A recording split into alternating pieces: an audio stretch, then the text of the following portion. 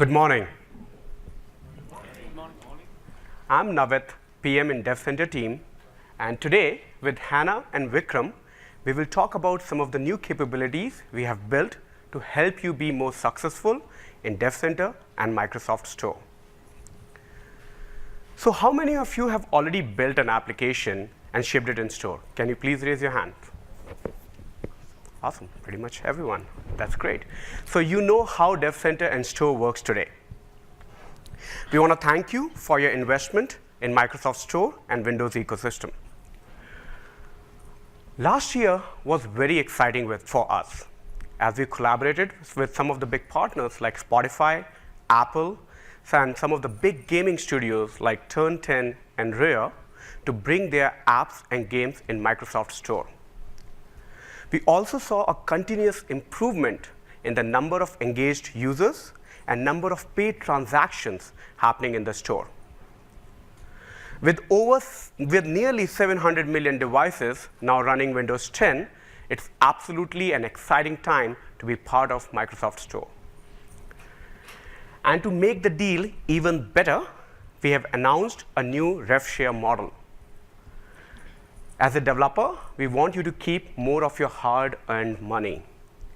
So now with the new model, you will be able to keep up to 95% of the revenue generated for your apps in the store. And if Microsoft is helping you get a new customer using our marketing channels, you will be able to keep up to 85% of the revenue for the apps in the store. This is the best revenue share model in any of the store ecosystem that exists today. As Microsoft, we are committed for building a world-class infrastructure, a platform to help you distribute your apps and games. So you as a developer can focus on building the right experiences to delight your customers. When we think about the investments we are making, we categorize them into 3 different buckets. As a developer, we want you to target new users, reach new customers. We want to add new capabilities to help you be more productive in Dev Center. And we are continuously improving and adding new monetization methods for apps and games to help you grow your business. And in today's talk, we will talk about new capabilities we are adding in each of these categories and also share stories with some of our partners who have used these features to be successful in store. So let's focus on the new features that we have added to help you reach and target new customers. How many of you have gone through the experience of buying a content like app or a game from Microsoft Web Store? Can you raise your hand? Cool. To help you reach new customers, we are now enabling buying directly from the Microsoft Web Store. So you can search for your favorite app or a favorite game on a device with a browser and go to the Microsoft Web Store, purchase the content that you're looking for, and then use push to install to trigger the installation of your app or a game on a registered Windows device. All of this is possible, the purchase and the installation, triggering of the remote installation from any device with a browser, even on non-Windows devices. So this will absolutely help you as a developer target new users and reach out to new customers.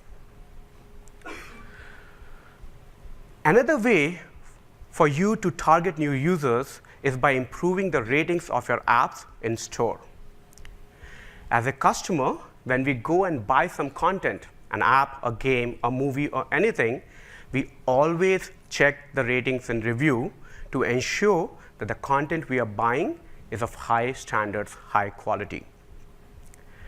And we have done a lot of improvements in the ratings and review system to help you developers increase the number of ratings and improve them in store. So now with in-app review, you can use the store APIs directly to to allow users to rate your applications and rate the experiences in your application while within the context of your app. As an example, if it's a Skype app, once the video call is completed, the Skype app can prompt the user to rate the experience while in the context of the Skype app itself. Similarly, if it's a Netflix app, once the movie streaming has completed, it can prompt the user to go and rate how the experience was. Some of our partners like Forza Motors is using this in store today. We did a case study where with Forza, just by using in-app review, they were able to increase the number of ratings per day by 10 times, 10x improvements in the number of ratings per day. Also, their average in-app rating moved to 4.71 out of 5 after using in-app reviews. And it's very, very simple to go and use in-app reviews in your applications and game. Let me show you how.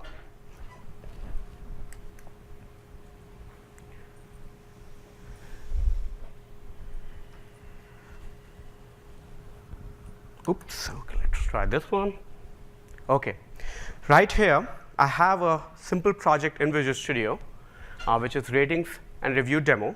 And what I have done is already associated this with the app in the store. So you can always, the first step is to make sure your project is associated with an app in the store.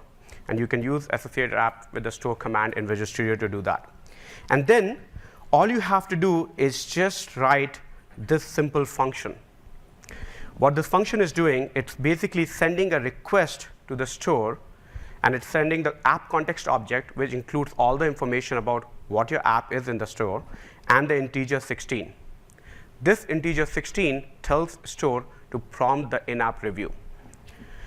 What you get is a result. You can check for it. If it's null, it means the review was successfully registered with the store, and you can return it. And I have just invoked it in the click of a button, but you can do this for any scenario. Completion of an experience, completion of a voice call, for any scenario that you have in the app. It's that simple to go and use in-app review and plug this in for any of the experience in your application.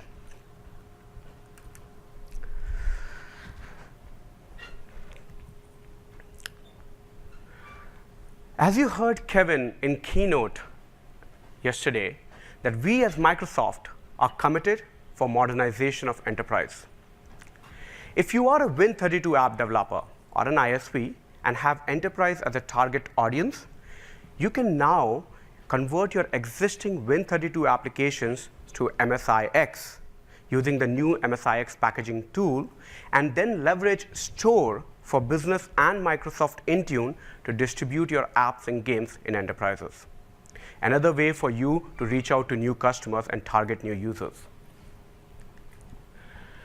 Last year at Build, we announced Windows 10 running on ARM64 devices. With ARM64 devices, we are trying to increase the addressable user market for you. Earlier this year, with partnership of HP, Asus, and Lenovo, we have already started to ship devices running on Windows 10 ARM64. So a user can go to store today and buy an HP Envy X2 running Windows on ARM64. As a developer, to target these users, you can recompile your existing x64 and x86 apps using Visual Studio 15.8 Preview 1 and have the best performance for your applications while running as ARM64 on these devices. If you are a web developer, you might be familiar with the concept of progressive web apps, PWAs. These are just websites which work cross-platform and allows you to have native app-like experiences when running on Windows. And with native app-like experiences, you can use features like push notifications and offline cache data. Microsoft Store was the first to support onboarding of PWA apps in Store. In fact, we are also the first to auto-index these and also self-publish these PWAs without requiring any changes from the developer. If you have an existing website today, you can use the PWA Builder tool to convert it into a PWA app and ship it via Dev Center to Microsoft Store for all Windows 10 users. If Microsoft has already published a PWA for your app, for your website, then you can also engage with us and take the ownership of your PWA. Twitter has recently shipped their PWA app for all the Windows 10 users in store.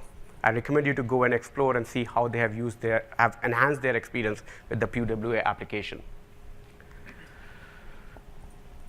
So far, we have talked about the capabilities we are adding to help you reach new customers and target new users. Now let's switch gear and talk about some of the capabilities we are adding to help you be more productive.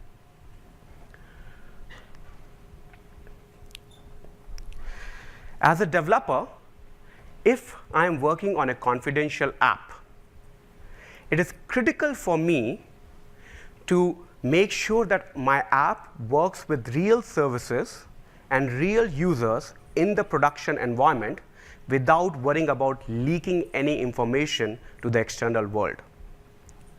Last year at Build, we announced that Store is working on a feature called Private Audience, where you as a developer can focus on building your application, whereas we on the Store work hard to keep your app confidential and secured. iTunes was released recently on April 26 to everyone. We have been working with iTunes and Apple team for more than 1 year on this project. And iTunes was being validated in the store for more than 5 months using Private Audience. They were able to test all the scenarios, all their user experiences without leaking any information. And we released iTunes in the store with 0 leaks and 0 unauthorized installs from the store.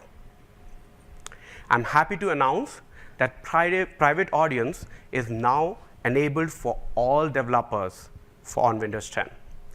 So if you have an existing app or you're working on a new app, consider using Private Audience for your launch. And it's very simple to configure this in Dev Center. Let me first show you how the experience works today.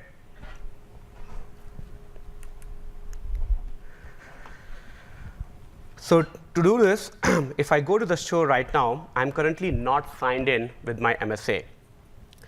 So I'm going to launch one of the test apps that I have configured with Private Audience, and I use the store protocol to invoke the app in the store. What you're seeing here is, because I'm not signed in with my identity, the store looks for the application. The application exists in the catalog, but it's not able to authenticate whether I have access to it or not because I'm not signed in. So what it does, it simply says the app does not exist and returns an error to the users. Now let's see what happens when I sign in with my MSA in store. So to do that, I'm going to add my account, authenticate it, and now I'm going to run the same protocol again. And now what you're seeing is the app is visible to me because Store is able to authenticate my application and say, yes, this MSA is registered as a valid member for this app. And then it shows me, and I can go and install this application. How to do that in Dev Center is, if you go to the Dev Center and go to the pricing section for your application, if you click on visibility, you will see 2 options: Private Audience and public audience and Private Audience. By default, all the apps and games being shipped today have public audience selected for their applications for visibility. With Private Audience, you can select that in the visibility options and then configure the flight group. The flight group just contains a list of MSAs. So you can say, this is a flight group which is authorized to go and access this application in store. Once you have validated your application and you're ready to release it broadly, you can go and select this checkbox and specify a date and time for the go live of your application again. Once the submission is published, at that particular date and time, your app and game will automatically light up in all the markets supported by your app. It's that simple to use private audience today in Dev Center.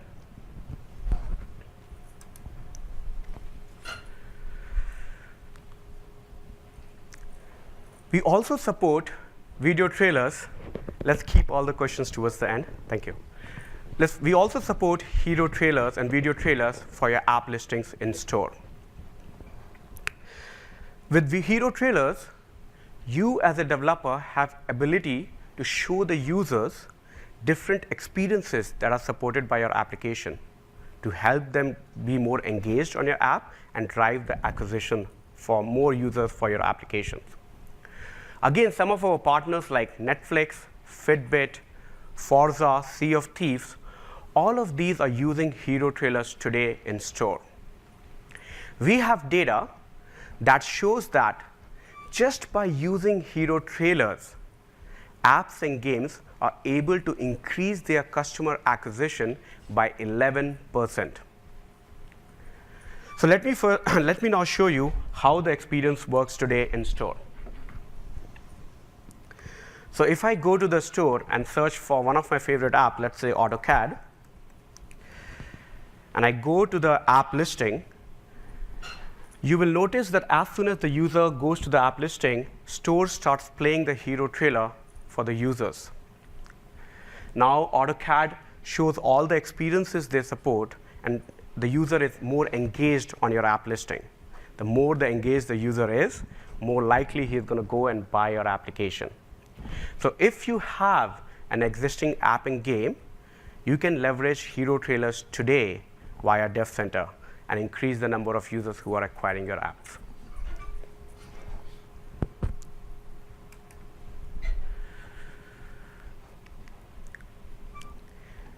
We'll listen to your feedback. As we talk to more and more developers, one of the top feedback we got was to improve and make it faster for developers to publish updates to your application. And I can see a lot of heads nodding yes. I'm happy to announce that with all the store investments we have made in the last few months, if you are publishing an update to your app, a listing update to your application, that means if you're changing the price, you're adding a new market, you're changing the description or adding new screenshot. All of this will now be published in under 30 minutes.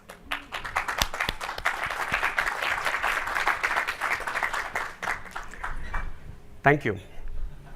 We are validating this with our top partners, and we are in process to roll it out to all the Bread developers by end of this month. We are super excited about this. We have been working hard on this one. In addition to that, we are also working to optimize our certification flows. We are using more and more automated techniques like machine learning to let the app submissions go through the automated and optimized certification process without requiring additional scrutiny. More than 70% of app submissions today are using optimized certification. And finally, we are also rethinking of how the submission process works today in Dev Center. And we are working on a project called Modular Submission, which will help you as a developer to publish simple and incremental updates to your apps. Let me show a video of how the experience would look like.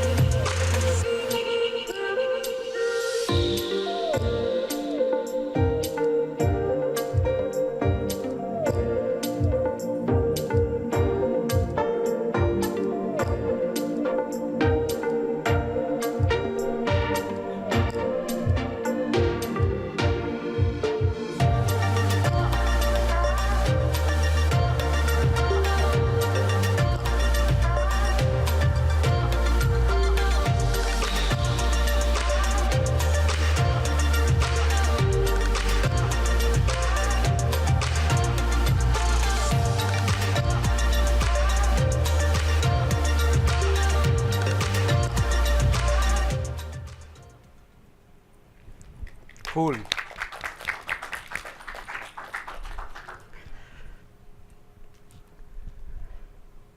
So what we have in Dev Center today is what we call as a monolithic submission. For publishing any updates, pricing changes, addition of markets, updating of new packages, we require all of them to be combined into a single submission. And you can only have one in-progress submission at one time in Dev Center. With modular submission, we are breaking that. We will allow you to have parallel submissions, and we will allow you to do targeted updates. So if you want to go and change the price, you can go to the pricing module, change the price, and submit it, while have a different submission where you can continue to work on updating the packages and providing all the listing updates, new screenshots. And we will allow you to have these parallelly published via Dev Center. In addition to that, if you have multiple developers working on your application or multiple release managers maintaining your application, you can now be able to see the version history, the audit log, to see when was the last time the pricing was updated for my application and who updated it, or when was the last time a new package was submitted for my application. All of the audit log, the version history, will be visible in Dev Center with modular submissions. We are actively working on this today, and we expect it to start rolling it out to all the broader developers later this year.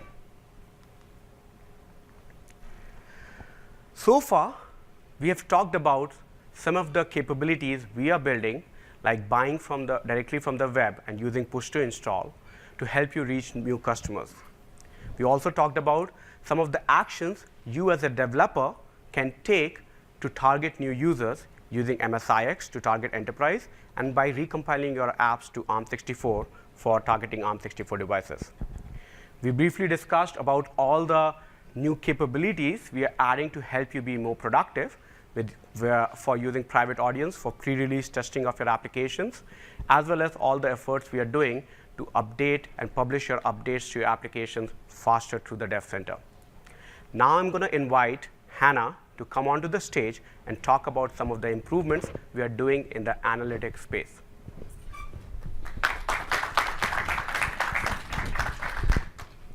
Thank you, Navit. Good morning. My name is Hannah Jimma from the Dev Center Analytics team, and Navit just gave you a great overview on how you can reach more customers through the store. And I'm excited to be here today to talk to you about actionable analytics for your apps. If you have an app that's submitted through Dev Center today, Dev Center supports you as app developers by reasoning over significant amounts of data on your behalf, and then we process that data to provide you with analytics that are actionable. We provide you with this information via UI experience, TSV download, as well as public APIs. The breadth of reporting available includes acquisitions, so you can see how many customers are acquiring and installing your app. We also measure customer engagement, so you can see how your customers are using your application. Failure information is key to reducing customer dissat and number of bugs that are occurring while customers are using your app.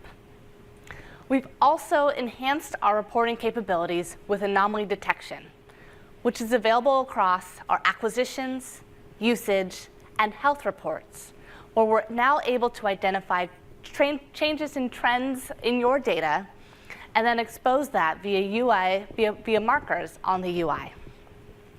In the past, we've presented our end-to-end analytics within Dev Center. So today, I'm going to focus on new features that are available. Our Dev Center Health Report provides you analytics failure hit information in near real time. So within 5 to 15 minutes of a crash occurring, you're able to see that information within the Dev Center portal. We've also increased the filtering capabilities available on the report. So in addition to being able to filter your information by market, package version, and device type, you can also filter by a specific architecture or OS release version or sandbox, if that's applicable to you. The Dev Center Health Report also has a brand new feature which exposes crash-free devices and crash-free sessions. So if you have 150,000 crashes on your app, the question was always, well, what does this mean? How is this impacting my users? Through the new crash-free devices and crash-free sessions report within Dev Center, you can now see the percent impact across both of those dimensions. This takes the guesswork out of the process for you. So if your 150,000 crashes only affected 1% of the total number of user sessions, you may prioritize your time elsewhere. However, if it impacted 30% of your users, you may prioritize that work and try to resolve that in near term. In addition to the new crash-free devices and crash-free sessions chart on our health report, we also have exposed anomaly detection, which is now available to insiders. So if you're a part of the Developer Insider program, the Windows Insider program, you can now see markers on your health report, acquisitions report, and usage report if we detect large trend changes in your data. You can then select anomalies, which will drive you to a brand new Insights report, where we not only expose the percent impact of an anomaly, but we're also able to identify what the top contributors were. For example, we can call out a particular market, a device type, or in the context of the failure report, if we can attribute an anomaly to a specific failure detail, we will expose that and link it directly to your failure details chart. Within the context of the failure details report, you can see all the instances which contribute to this particular failure. In addition, we have cabs available, also in near real time, which we've made more discoverable through exposure of a filter. Cabs are available if the crash came from a customer who's part of the Windows Insider program, so we have their explicit consent. It's also important to submit symbol files with your package so you can get rich stack traces. Rich stack traces not just allow you to further debug your application, but also we have a brand new chart within Dev Center called Stack Prevalence. Our Stack Prevalence chart orders the most common call stacks that led to a specific point of failure and orders them by percentage. This helps you by taking the guesswork out of the process so you can prioritize your time in fixing the particular call stacks that most commonly led to that point of failure. We've also bolded the specific frame that failed by bolding it within the health report on that stack trace. We've had significant partner success by leveraging the health information we have within Dev Center. We had a single partner have a 50% decrease in the number of crashes by leveraging the information available within the Dev Center health report. So the stack prevalence chart is also available today to all developers who have a Dev Center account and are leveraging our analytics. In addition to targeting common failures to reduce the impact to your customers, we also have augmented a feature on our reviews report. So within Dev Center, you can leverage review insight categories, where we've run natural language processing on top of customer reviews, and then we've bucketed those reviews into a set of predetermined categories. By selecting one of these boxes, for example, usability, performance, cost, or stability of your app, it automatically filters those reviews, and then you can leverage the response to reviews feature within Dev Center to engage with your customers. So if you've deployed a bug fix and you had a lot of customer dissat and responses saying, hey, your app crashes all the time, I'm having trouble using it, you can proactively go in and respond to those customer reviews, let them know that a fix has been deployed so they can go back and use your app and hopefully update their review. We found from store-wide data that 20% of the time when a developer responds to a customer review, the customer then goes in and makes an update to the review that they've left you. So fantastic opportunity within Dev Center to engage with your customers. You can also respond to customer reviews via our public APIs. So if you'd like to do it if you have a large number of reviews and you want to efficiently go through, filter down those reviews and respond to, say, all the 1-star or 2-star reviews, you can do that in a programmatic way. Responding to reviews is a great way to re-engage with your customers. And we've also exposed some new charts on our usage report. So you can show so we're able to show you customer engagement. So the cohort active usage chart, which is available to insiders, measures fan engagement over a 12-week period.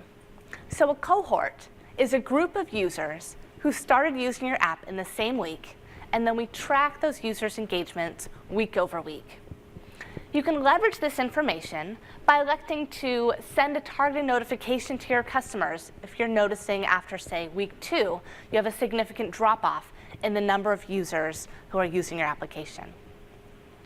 We also have a new chart called churn prediction. So churn are the number of customers who we think will stop using your app.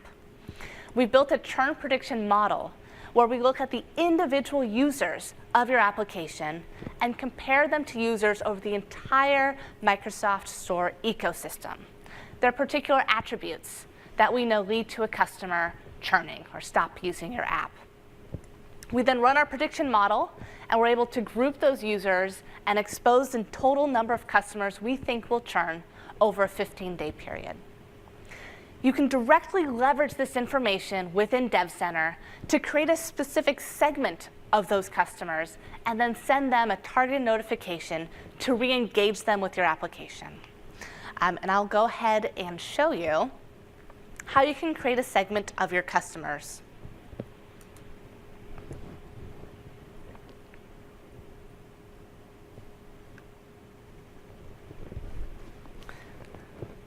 So we'll get logged in here real quick. And within Dev Center, you can send targeted notifications not just for customers who may churn, but also for customers who we think will have very low usage. So as you can see here, I'm logged in to Windows Dev Center.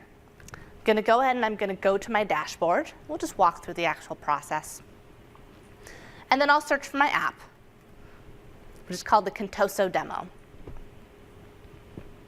So once I'm within the context of my app, I can go down to the specific analytics section and then go into my usage report where these brand new charts are available. And here on the usage report, you can see our brand new churn prediction chart, which is available to all of you who are part of the Insiders program. And hovering over this chart, you can see the number of predicted and the actuals, actually, we show you after the fact, how many customers actually churned from those specific individuals we have part of your segment. Clicking on Create New Segment will allow you to create a specific customer group. So I'm going to call this one Contoso Churn. And as you can see here, it says Include customers from this app. And you can select the specific app that you want. So you can create a customer segment also for the customers who we think are going to churn. But you can also do that across different applications. So you have churn prediction is likely to stop using is true. So if you went ahead and saved this information, it would create a segment of customers called Contoso Churn, which you can then leverage in the notification section of Dev Center. What you can also do is maybe you don't just want to send a targeted notification to those customers who we think will churn. So you can also add an or statement and add perhaps customers who we think will have incredibly low usage. So you can go ahead and select usage and look at the total number of user sessions they've had within the last 30 days. If that is less than 10, you can also save this, create this customer segment, and then your target notification will go out to not only the users who we predict will churn, but also to those users who have had less than 10 user sessions over the last 30 days. So engaging with your customers through targeted notifications is a fantastic way to not just reduce churn, but also to send out notifications so those customers who may have had low usage over multiple weeks could become re-engaged. if you are leveraging our notification features within Dev Center, we're excited to announce that previously the analytics that we had were related to just app opens. Now we've augmented this feature. So you can see if you've sent out a toast notification, you can see how many individuals may have engaged with that on weekdays versus weekends, and then go ahead and make adjustments to when you're engaging with your customers through our notifications feature.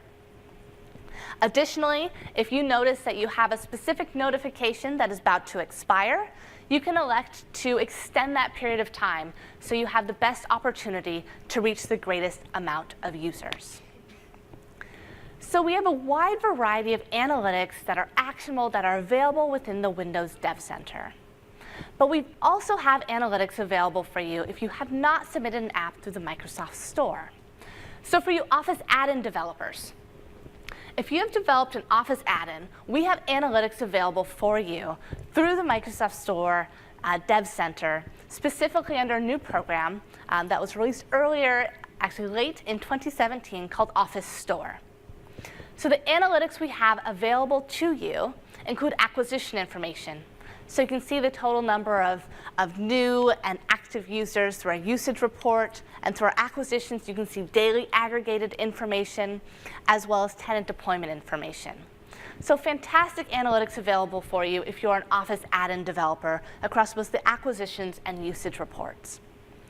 Some of you may be Win32 developers, desktop applications.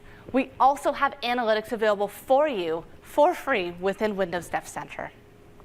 The analytics available for you span failure information, so you can see the impact of failures on your total customer population, as well as install information, so you can see your customer reach. Kunal gave a fantastic theater session on Monday, which I've referenced on this slide, so you can go back and review that for additional information. Within Dev Center, we are driving towards reduced latency and also releasing new features to bring you even more actionable analytics for your apps. Across acquisition information, we are driving towards near real time. So by the end of this week, we will have acquisition information available to you in near real time for those of you who are part of the Insider program. And we anticipate rolling that out to the general audience very shortly after. Also across our advanced analytics, anomaly prediction, also our churn information, we are driving towards having that available in near real time as well. Also enhancing our notifications for when anomalies occur. Reviews report enhancements are coming, so search functionality. That's been a top ask, and we'll be excited to bring that to you shortly, as well as breaking out ratings per time period and market. So I've had the opportunity to talk to you about additional ways you can increase your developer productivity by leveraging our advanced analytics such as anomaly detection, churn prediction, and cohort active usage within Dev Center. In addition to new ways that you can engage with your customers through leveraging our analytics, we also have worked on ways to improve your monetization opportunities, which I will welcome Vikram up to talk about.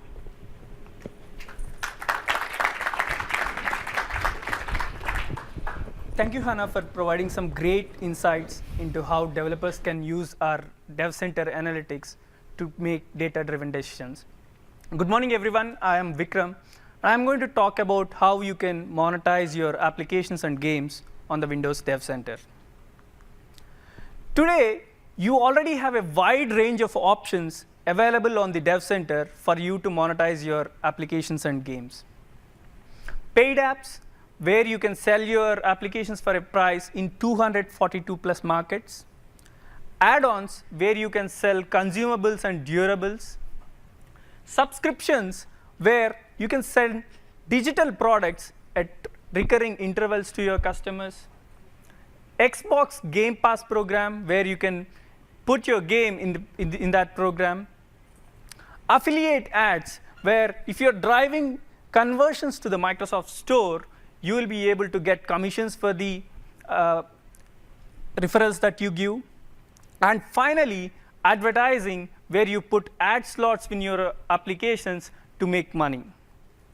I'm going to talk about some of the features that we are launching today and some features which our partners have been using and growing their business.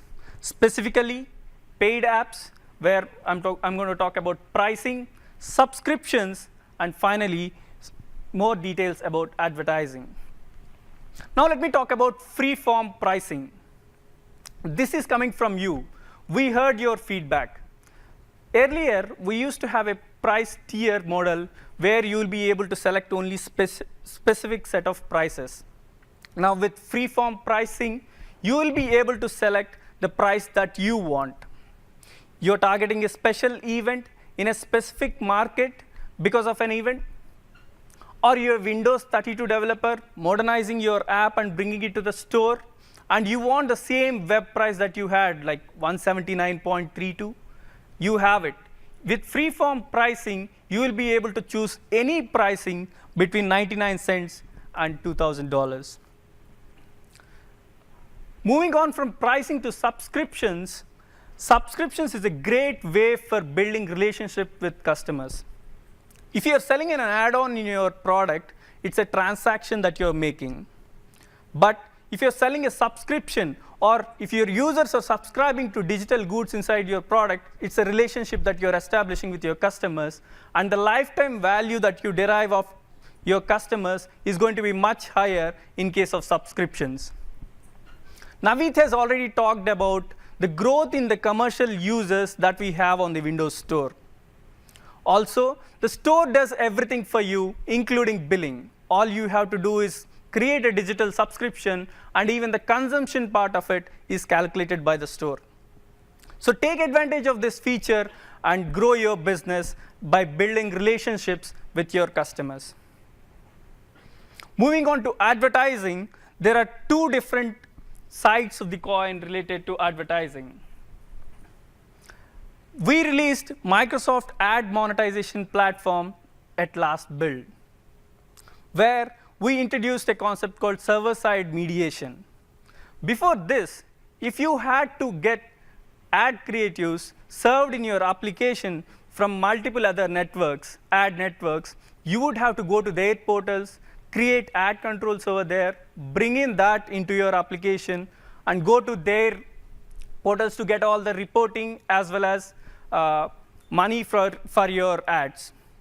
But what we did is a server-side mediation platform where there is only one single relationship with Microsoft, and we manage everything in the backend.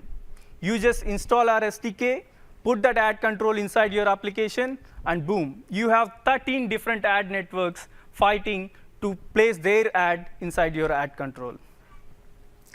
And from last build, when we announced this new platform, we had 5 networks, and today I'm happy to inform you that we have 13 networks and more coming in the upcoming months.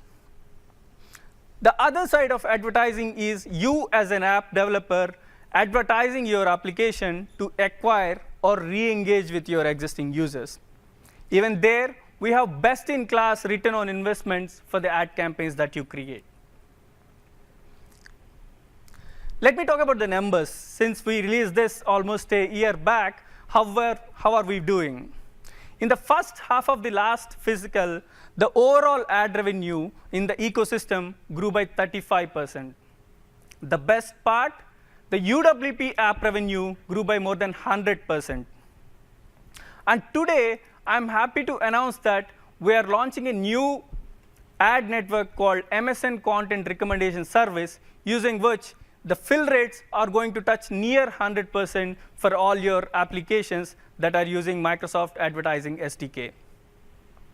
Not just these, we have 2 new programs that we launched last year. The first one, Microsoft Premium Publisher Program, where we, Microsoft, will evangelize your ad inventory so that advertisers who are bidding will discover you as a special inventory and increase prices. This will help you get better yield. The second program, Microsoft Ads in Apps Customer Advisory Program. This is a program for high-value publishers where the Microsoft Ad Monetization Product Management team is going to work one-on-one with you, the developers, to make sure that you reach your true monetization potential. If you want to be a part of this program, just send an email to aiacare@microsoft.com. And I'm happy to inform you that one of the developers, Soft, they saw their revenues grew by more than 200% after joining this program. They took all the tips that we gave them related to monetization and chose the right settings so that they got these improvements. Now, let me talk about some of the new improvements or capabilities that we are adding in the ad monetization world. The first one is native ads. What exactly is native ads before even going into the details of native ads? The regular banner advertisements that you see inside the applications, they are packaged products. Advertisers stitch everything and send you an image which you display inside your applications. Whereas native ads are a set of elements inside the application, like the icon, image, title, the description of the ad, the call to action button, and all these different elements, so that you, as a developer, can stitch all these on the fly, which are looking native to your application. And I'm happy to inform you that this feature, which was in preview mode till today, is going to be available for everyone starting today. Let me show you a demo of one of the partners who already integrated native ads in their application.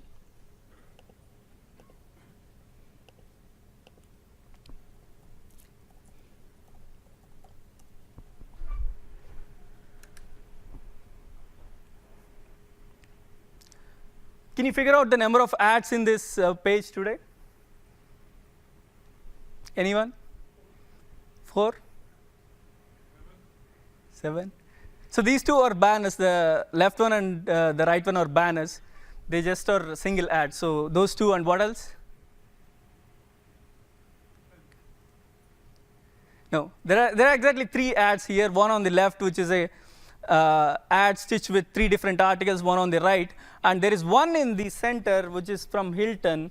So if you see this particular ad, this looks almost similar to the entire feed. So these 2 ads are getting refreshed. These 2 are regular banners which you see, but this one is a native ad. If you see the look and feel of this one, the button color is the same, the text styling on the top is the same, the image is also placed in the same way.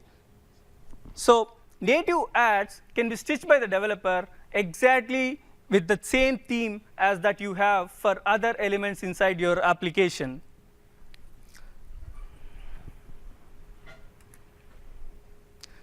And why are these native ads important for you guys? Because since they are native to the application, the click-throughs are extremely high.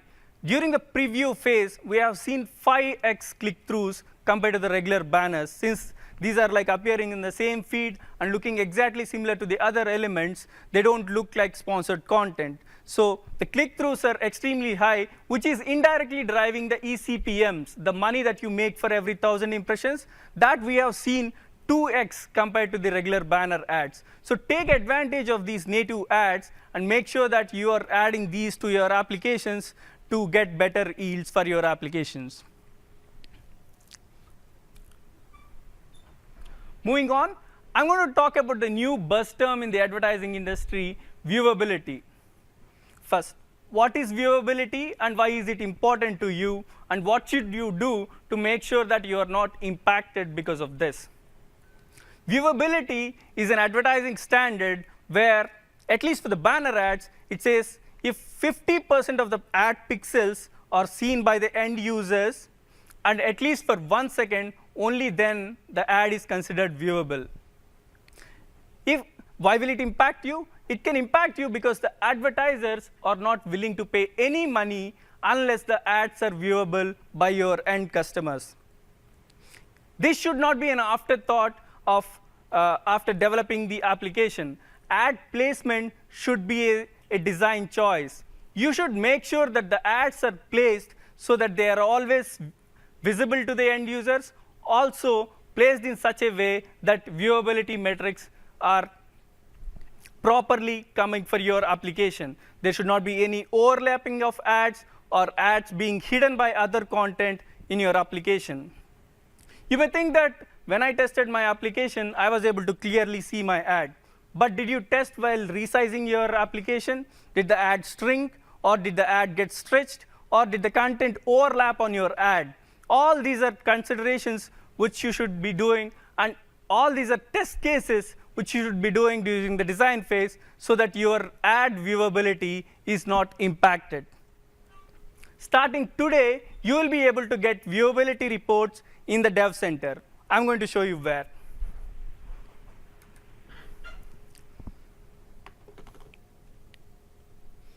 If you go to the Dev Center, in the analysis section, go to your ad performance reports, and the last metric that we have is viewability.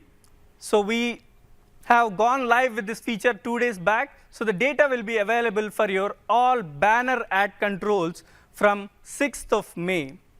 We are also adding the capability for viewability reports for video ad units as well as native ad units in the coming months. But starting today, from 6th of May, you will have data related to all your banner ad units. Go check out your banner ad unit viewability rate and take corrective actions if the viewability rate is low, because this can impact your ad earnings.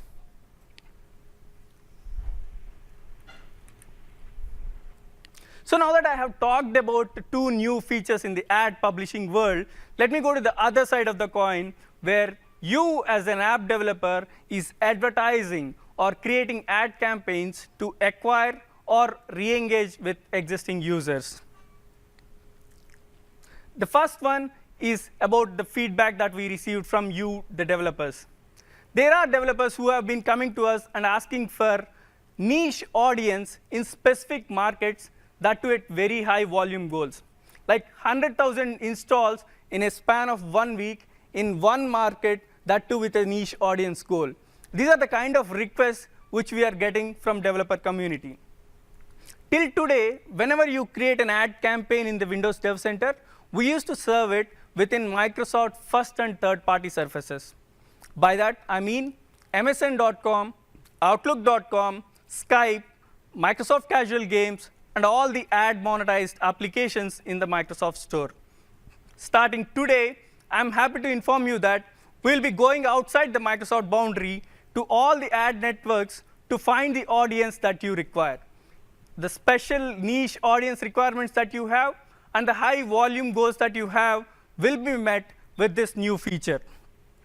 All you have to do is create a universal ad campaign, and we will take care of everything in the background. There are ML algos which are running on a daily basis to retune the campaigns, to readjust the budgets between Microsoft and non-Microsoft inventory, and also bid appropriately to get the highest ROI for your ad campaigns. The next big feature that I'm going to talk about in the ad campaigns world is video app install ads.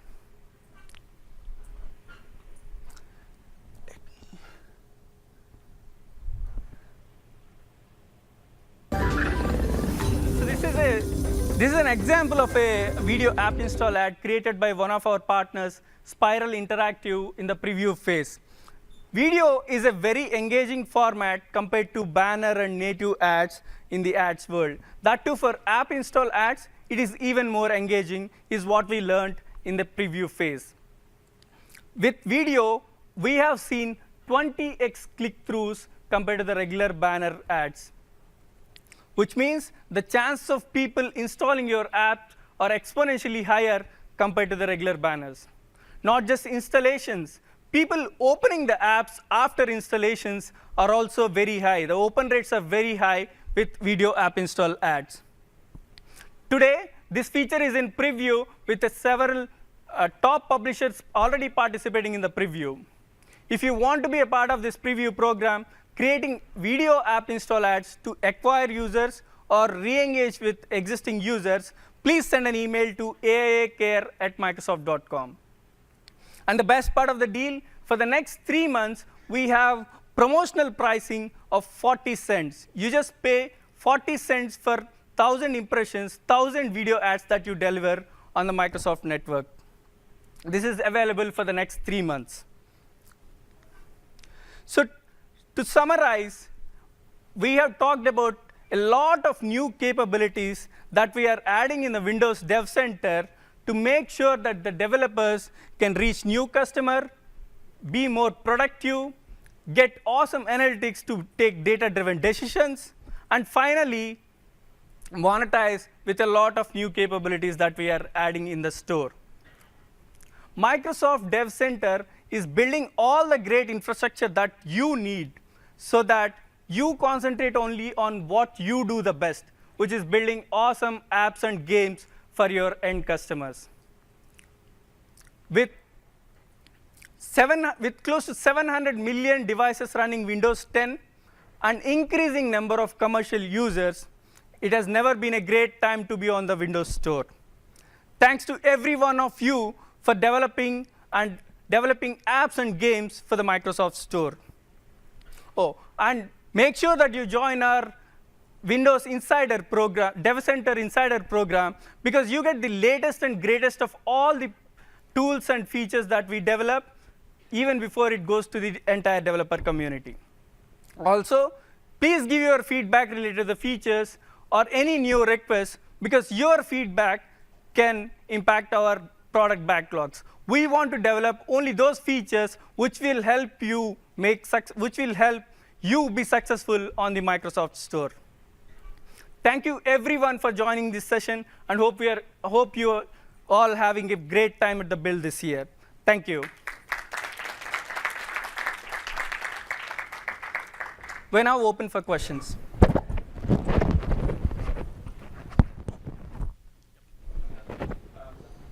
We have an application that we would like to distribute to a controlled set of our customers. And would using the public store but leaving it permanently on one of these that you described be a viable option, or is that not what we will design for? So the question is, you want to distribute your application to a specific set of customers, but you don't want it to be visible to anyone outside your customer set for the lifetime of the application. Would you help me understand what your target customer is? Is it an enterprise, or it's a set of consumers? So in our case, it's one or more research individuals in hospitals that are our customers. OK, that's interesting. So absolutely, the private audience feature, which I think that you're referring to, is essentially to allow the pre-release testing of your application. Yes, it is possible. Like it will technically work, but in general, our recommendation is not to ship, in the case of consumer store, not to ship applications which are never going to be visible to the broader audience. How about this? Like, why don't you come to our booth and we can directly engage with us to understand what the requirement is and if there's an existing way where we can help you support that. So me, Hannah, and Vikram, we will be at the Dev Center booth, and I'm happy to talk to you more about it. Thank you. Yes, sir. Maybe I missed it, but could you talk a little bit more about what you mean by anomalies? Like, are the anomalies only things that the OS detects, or if an application detects some anomalous state, is there some method of instrumentation or something that could be used to report that and collect that telemetry? Our measurement for anomalies is based off the data that we collect for your apps. If there's more than a 3% change, either increasing or decreasing across the acquisitions, health, and usage reports, then we expose that via the markers in the UI at the end of each week, and then populate that insights dashboard with the top contributors. So it's based off the data we collect for your app across those 3 reports. And we're also able to send you, we do send, emails when there is an anomaly detected, so you can come back into Dev Center and see exactly what we identified. So it's a 3% trend change in your data. Okay, so it's not like it's where you could detect a non-crash failure of some kind. That's not how we're using anomaly detection defined in this context. Okay, and there is no facility for that today. Is that correct? You collect crashes, but if the application detects that something went wrong but it didn't crash. So log files specifically are not included in your crash dumps, those cab files right now, because we're unable to scrub those for personally identifiable information. Okay. Thanks. If that answers your question. And if that does not answer your question, please come by our booth and we can talk in more detail. Thanks. So 2 questions. The first one, in the Dev Center, you have under acquisition. You allow us to see like where our users, like where we're getting them from. So internally, because I know during submissions we do have to submit keywords. Is there a way to surface like which keywords are directly attributed to people coming to our store? I mean, coming to our landing page from the store. So there is something called as a campaign tracking ID. When you are sending customers to the store, just add this field called CID, SID, in the URL. All those values will show up automatically in the acquisition reports. Okay. Yeah, so at the bottom of the acquisitions report, we have charts they're labeled as channels and conversions, where we expose the specific campaign that led a customer to not just view your page, but then also take the next step to acquire and install your application. Okay, so if they were like perusing the store through like organic search and not specifically through a campaign, is there a way to see which keyword kind of led them through that funnel? We do not have that exposed within Dev Center if it's not specifically called out within your campaign. Gotcha. Okay. And the second question, I know we transitioned from this like monolithic submission framework. Now, how are we handling if you have, say I have a large app overhaul and I want to have like change my description, my images, as well as the package. If all of these have been parallelized, how do we, like what lands first in that case? So typically we are not changing from that. So what the facility we are providing you is that you will be able to do the parallel one. So if you're going to change the descriptions and you can change it and submit it with our SLA, with our commitment of publishing latency, we expect that to be reflected in 30 minutes. So I would say it's like first in, first out. Like if you go and update the description, that will get updated first. And if you're working on the packages and the second side, it is going to be in parallel submission. And the packages updates are typically get published under 45 minutes in most cases. So that is going to be first in, first out. If you change the description, then the pricing, and then the screenshots, they will be reflected in that way as well. Okay, so do I technically have to hit submit or publish for each different like section? Or So- if I change multiple and then just hit publish, will all three go in as one submission? So the question you have is, do you have to go and change each module every time? Or like, do you have to click submit on each one of them for individually? Essentially. We have provided you the leverage. You have the option to go and do them independently. If you want to bundle them up like today into one, you can still continue to do Okay. that. That should be good. All right, thank you.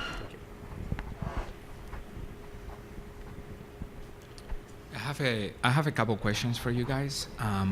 You described at the beginning how we have the option of popping up a store rating dialogue. And I wanted to know if you have some statistics that you could share with us in terms of how frequently people actually rate the app when that dialogue is presented to them. So the question your specific question is that with in-app review, if you integrate the in-app review in your application, how frequent a user is expected to go and rate your application and provide the feedback? Not how frequent they expect, but when it's presented to them, Yep. how frequently they actually rate versus the percentages of rating versus ignoring the dialogue. So I don't have precise data about that right now. I can do a follow-up for you.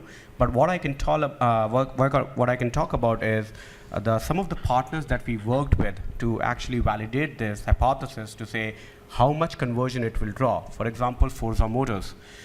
They were one of the early adopters of in-app reviews, and they have been in store for a few months using this capability. We saw an increase up to 10x times, like 10 times the number of ratings they were getting per day. Yeah, I understand that if you present a dialogue, some people will actually use the dialogue, and that will increase the number of ratings because you have one more avenue of getting Sure. the rating. But I wanted to know, at the end of the day, I want to know how people perceive this as spam versus, so I want to understand the benefit versus the cost. How much are we hurting the experience by presenting the dialogue when the user is not expecting it? And how much are we really taking out of that experience? So that's a fair point. And as like a platform, we are giving you the capabilities. What is the right place to pop up that in-app review? For example, I'm just making a hypothetical case. If I'm watching a movie and you prompt me in between watching a movie and in-app review, likely going to be a detract for the users. But if the movie is completed and I pop up saying, how was the streaming experience? Did you enjoy a movie? And ask them to rate it, they are more likely to go and give you a rating and share their feedback. So the lever of where to prompt the users for in-app reviews is up for the developers. You can decide and probably do like a A/B testing using some of the capabilities to see which one or which avenue is helping you get more feedback, right? And like if you want to have some discussions about specific use cases and everything, we can happy to talk about you in the No, I wasn't expecting you to help us decide when to pop up the dialogue. So we'll discuss that maybe afterwards. The second question I had was regarding the target notifications. I wanted to know if those are normal toast notifications and if there is any translation of the message to the specific language that we know the user understands. Yes, when you are creating a notification, Dev Center already provides you translation services. These are translated using Bing Translate. You can check the messages even before sending it. If you're not comfortable with the Bing Translate, you can override it and put your own translation for the users. And the right language will be presented to each one of the users. Yes. It's based on the user machine. That language is used for the notification. Okay, thank you. Hey guys, hey, nice job. I actually haven't looked at the store for maybe a year, and I was looking at it now as you're going through your presentation. There's a lot of good new stuff there. A couple questions. ARM64, is that just going to happen when because we've got 3 targets right now. We've got x86, x64, and ARM on a UWP app. Will ARM64 just automatically happen, or I have to do something when we upgrade to 15.8?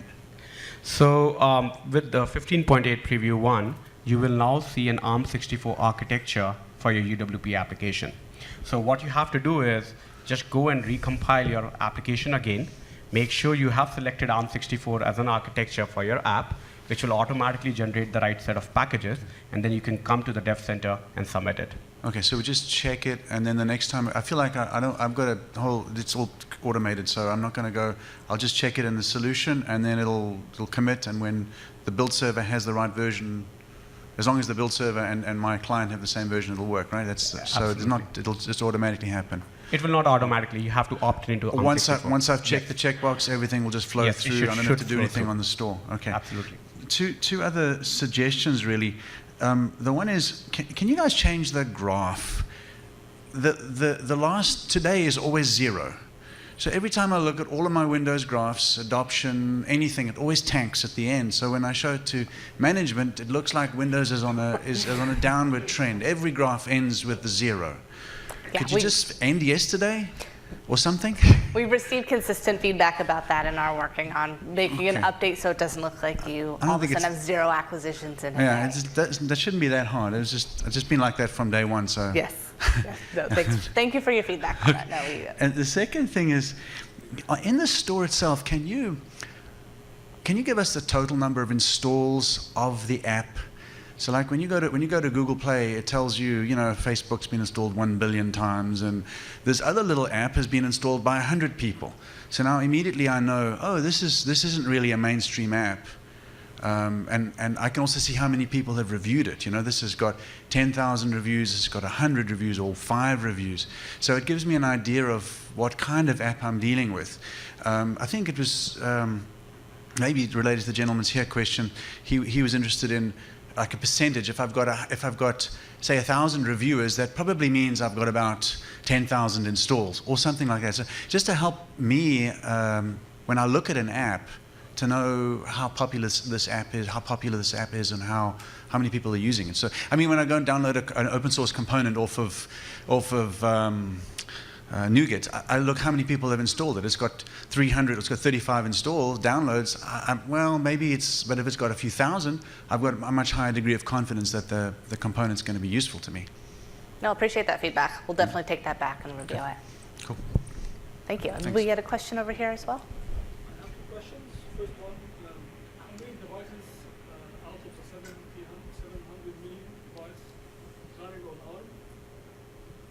So the question you have is, how many of the 700 million devices are currently running on ARM? I don't have those stats at that level of details. I will have to follow up on that question. So if you mind sending an email, we can go and follow up on that. The second one, is there any way like I can pass this CID, campaign ID, to the app? Like for example, if my user is installing the app from this campaign, so I can, for example, give him like voucher discount that he's installing the app from this campaign.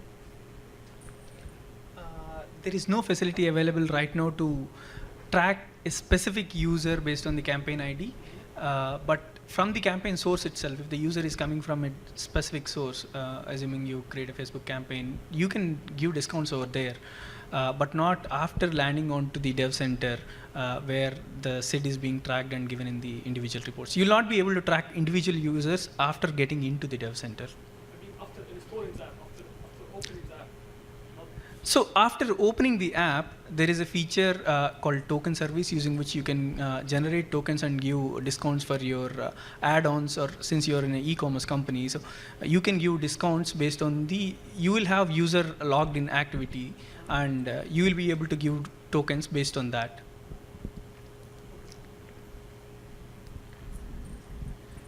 Any other questions?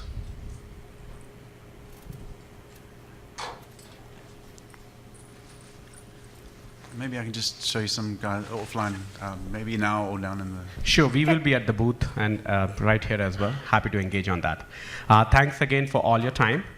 Thanks for coming over. Thank you.